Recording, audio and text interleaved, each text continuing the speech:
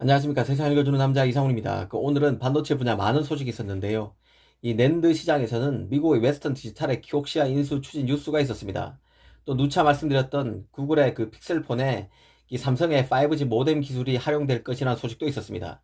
이 마지막으로 TSMC가 이미 그 대만 팹리스 등의 칩 단가를 그 최대 20% 올리겠다는 의사를 통보했다는 소식도 있었습니다.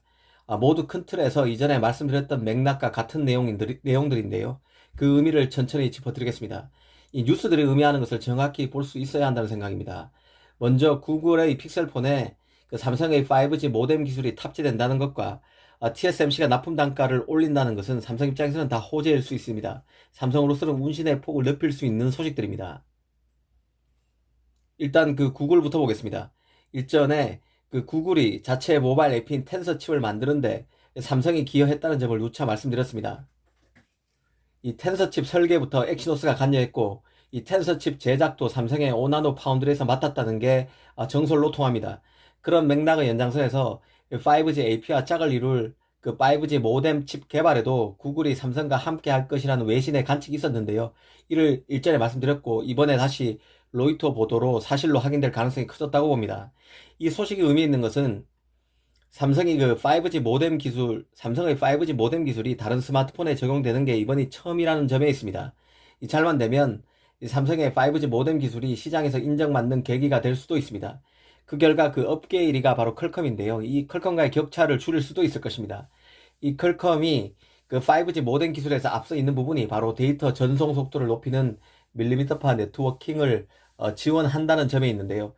그런데 이번에 외신을 보면 삼성도 퀄컴 수준의 밀리미터파 네트워킹이 가능해진 것으로 묘사되어 있습니다. 그래서 더 기대감을 갖게 합니다. 사실 그 구글은 그간 퀄컴 의존도를 낮추고 싶어 했습니다.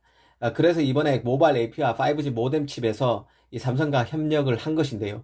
이 삼성으로서는 구글과 스마트폰에서 협업하면서 구글의 크롬북에 들어가는 프로세서 그리고 각종 서버에 들어가는 프로세서 개발로 협업을 확대해 나갈 생각을 했을 것입니다. 실제 이런 궤도로 두 기업이 움직일 가능성이 크다는 게 개인적인 판단입니다. 그 니케에 나온 그 TSMC 수주 단가 20% 인상 소식은 그 특정 기업이 한쪽에만 전적으로 의존하는 게 얼마나 리스크가 큰지를 보여준다는 생각이 듭니다. 이 TSMC는 이번에 그 7나노, 12나노, 28나노, 40나노 등 주력 공정부터 성숙 공정까지 대거 칩 가격을 인상했습니다.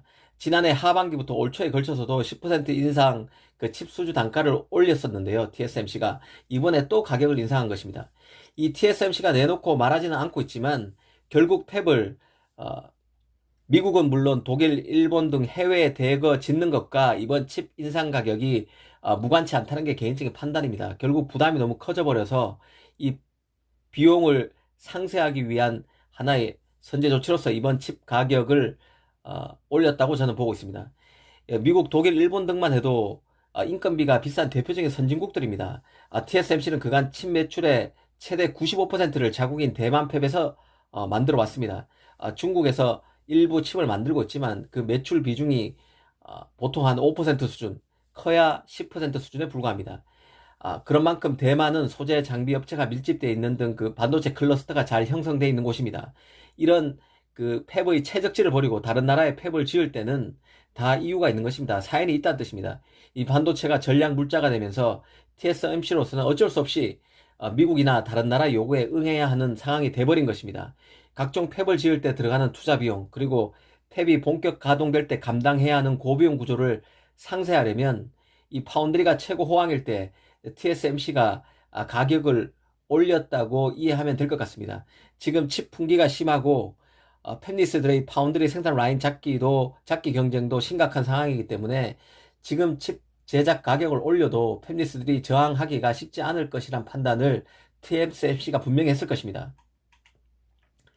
사실 그 역으로 보면 TSMC가 큰 부담 없이 칩 가격을 올려도 된다는 판단을 할 만큼 이런 상황을 방치했던 게 문제였다는 얘기도 됩니다. 만약 그 TSMC 점유율이 지금처럼 55%가 아니라 30에서 40% 정도로 좀 낮고 삼성이 25% 수준 이상이었다면 TSMC가 이런 식으로 가격을 인상하지는 못했을 것입니다. TSMC로서는 팹 분산에 따른 비용 부담 증가를 제다 팹리스에 정가한 셈이라는 게 개인적인 생각인데요. 삼성 입장에서는 잘만 하면 팹리스 고객을 넓히는 계기로 활용할 여지도 있을 것으로 봅니다. TSMC는 칩 가격을 올려도 결국 자신을 찾을 수밖에 없다는 자신감에서 칩 가격 인상에 나섰겠지만 이 가격 인상의 부담을 느끼는 팹리스가 분명히 있을 것이고 이참에 듀얼 벤더 전략을 적극 모색하는 것도 틀림없이 나올 것으로 봅니다. 이 마지막으로 낸드 소식입니다. 낸드 분야에서 웨스턴 디지털이 키옥시아를 약 200억 달러, 하나로 하면 20조가 넘는 금액이죠. 200억 달러에 인수하기 위해서 협상 중이란 월스트리트 저널 소식이 나왔습니다. 이 소식을 봤을 때 올 게 왔다는 생각이 들었는데요. 이미 낸드 시장은 폭풍 전야입니다. 치열한 적층당수 경쟁 속에 후발주자 중국의 YMTC 성장, 그리고 하이닉스의 인텔 랜드 사업부 인수가 촉발시킨 합종 연행 움직임 등이 맞물려 있는 상황입니다.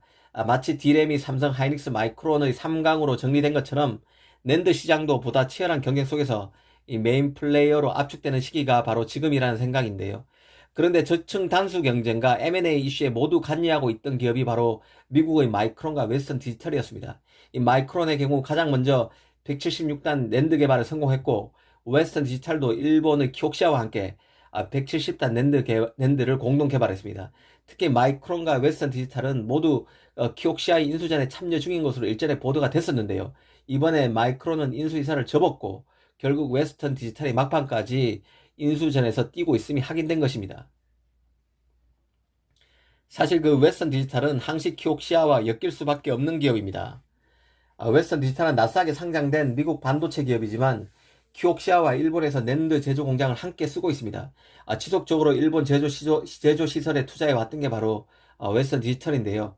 이 웨스턴 디지털은 키옥시아의 요카이치 공장의 경우는 2029년까지 그리고 키타카미 공장은 2034년까지 함께 쓰도록 계약되어 있는 상태입니다. 그러다 보니 웨스턴 디지털 입장에서는 키옥시아에 항시 관심을 가질 수밖에 없는 입장입니다. 하지만 냉정히 보면 웨스턴 디지털이 단독으로 키옥시아를 인수하는 것은 무리일 수 있습니다. 단순히 기업 가치만 놓고 봐도 알 수 있는데요. 웨스턴 디지털의 경우 기업 가치도 키옥시아에 못 미친다는 게 객관적인 평가입니다.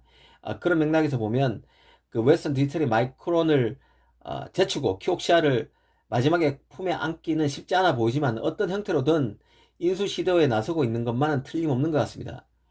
사실 그 D램의 경우는 그 삼성 하이닉스 마이크론으로 가점화 양상이 뚜렷하지만 낸드는 플레이어 자체가 많았습니다. 하지만 이제 낸드 시장도 정리되고 있는 상황이죠. 그 하이닉스의 인텔 랜드 사업부 인수 그리고 이번에 터진 그 웨스턴 디지털의 키옥시아 인수전 마무리도 만약에 순조롭게 된다면 중국 낸드 업체 YMTC 이 후발주자 대표적인 후발주자인 YMTC의 부상은 더 어려워질 게 틀림없습니다. 메모리 시장은 결국 기술 싸움이자 원가 경쟁 싸움입니다. 얼마 전 YMTC의 그 128단 3D 낸드 수율이 3, 40%에 불과하다는 소식을 전해드린 적이 있는데요. 이 삼성으로서는 결국 중국보다는 미일 연합인 웨스턴 디지털과 키옥시아 그리고 미국 업체인 마이크론과 진검승부를 벌여야 할 것으로 봅니다. 이번 M&A가 그 유종의 미를 거둘 수 있을지와는 별개로 결국 키옥시아는 미국 낸드 업체와 어떤 형태로든 밀착이 한 단계 강화될 수밖에 없습니다. 일본은 한국 기업에만은 반도체 기업을 넘길 수 없다는 생각이 강합니다. 이는 일본에게는 마지막 자존심 같은 것인데요. 그리고 키옥시아는 더 큰 그 덩치를 만들어야 생존 경쟁에서 이길 수 있음을 잘 알고 있습니다. 결국 키옥시아는 미국 기업과 짝짓기 시도를 할 수밖에 없습니다. 결국 낸드 시장도 D램처럼 한미 간 경쟁으로 기결될 것으로 봅니다. 오늘은 반도체 분야 여러 소식을 함께 전해드렸습니다. 감사합니다.